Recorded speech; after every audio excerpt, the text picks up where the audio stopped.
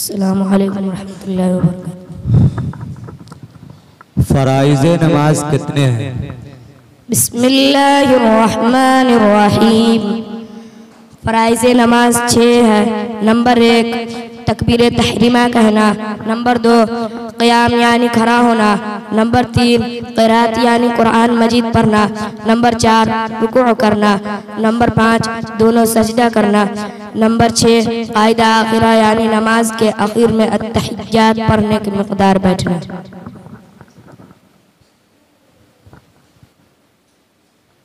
अत्तहियात सुनाइए।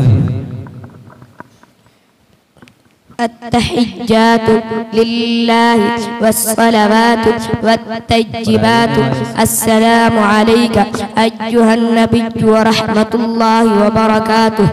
अस्सलामु अलैना व अला आलि इबादिल्लाहिस सालिहीन। अशहदु अन ला इलाहा इल्लल्लाह व अशहदु अन्न मुहम्मदन अब्दुहु व रसूलुहू।